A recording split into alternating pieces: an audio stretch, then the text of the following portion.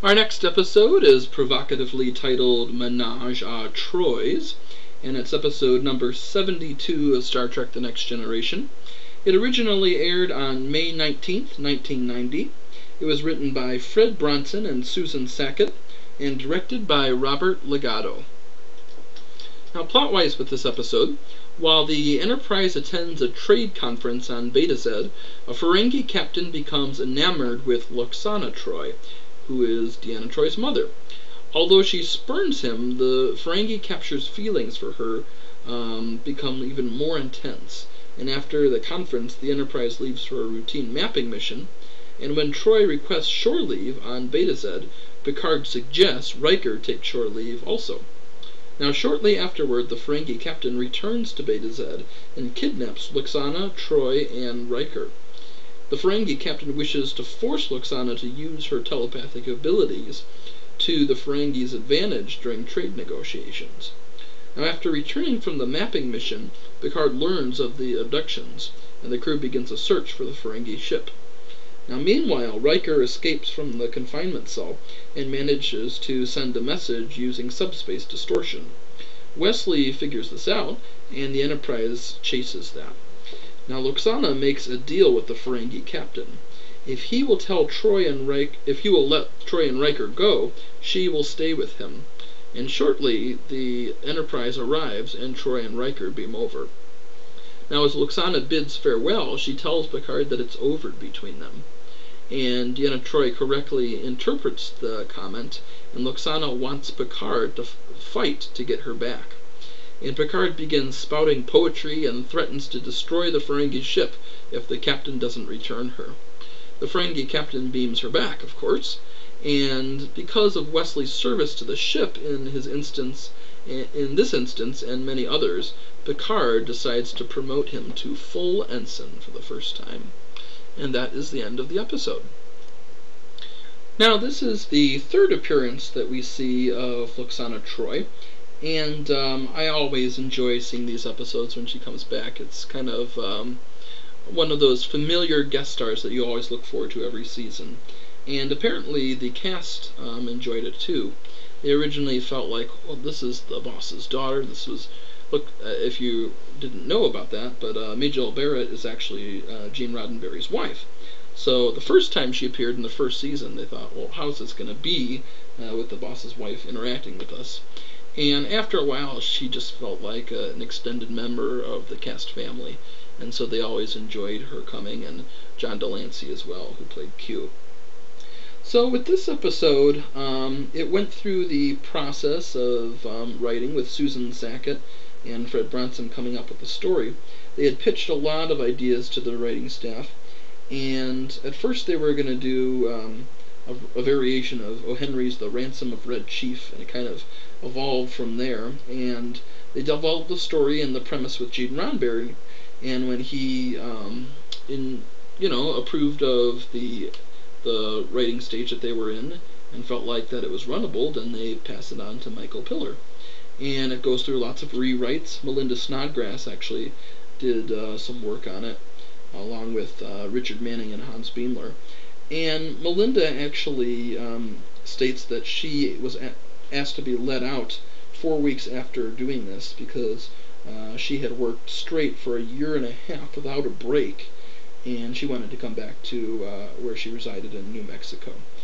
So this was nearing the end of Melinda Snodgrass's work on the show. Now, a controversial part of this episode, in addition to the title itself, was there was going to be an alleged nude scene with Troi and her mother.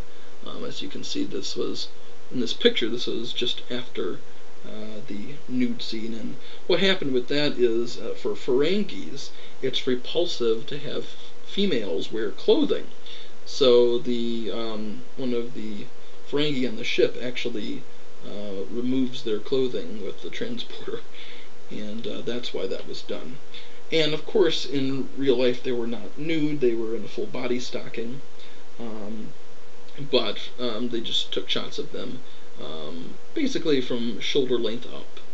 and it gave that illusion. So that was kind of a controversial thing. But of course, that was played up quite a bit by the publicity department to get people to watch the episode. They always have to do something, and that was kind of like the price, where the price was they made a lot of publicity out of Troi being in bed with somebody, and that was the first time you saw that in a Star Trek episode.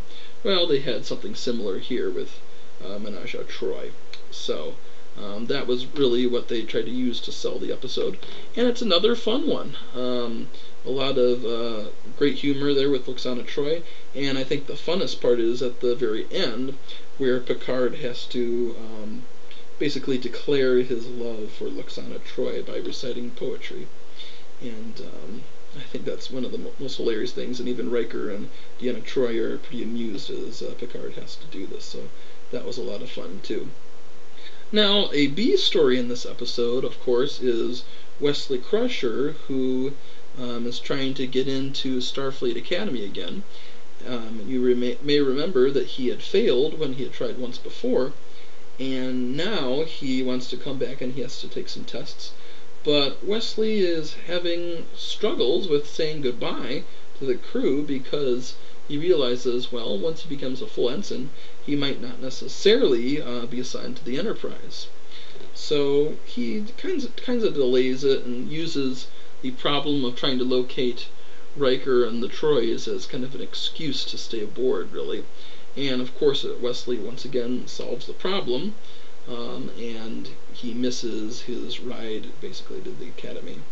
But Picard realizes that Wesley has come through for the Enterprise loads of times, and even though that Wesley has to wait for Starfleet Academy and has to apply next year, Starfleet, that doesn't necessarily mean that he has to wait to get promoted. So Picard himself promotes Wesley to ensign, and kind of brings his development of his character to a new level. At the beginning, he was just a boy, and then he started helping out the ship, and then he officially becomes an ensign. So another step in the Wesley Crusher saga. Comment below to let me know what you think about Wesley's role on the show, and comment below if you enjoyed this episode or not. I thought it was another fun one, and I hadn't mentioned this, but a lot of times it just depends on the episode whether Riker and Troi were having a romance or they were just friends. In this episode, Riker and Troi are just about to kiss when they're interrupted by Lwaxana Troi. So that kind of line between friendship and romance is blurred again here. So I'd love to hear your thoughts about that too. And yeah, I will talk to you next time.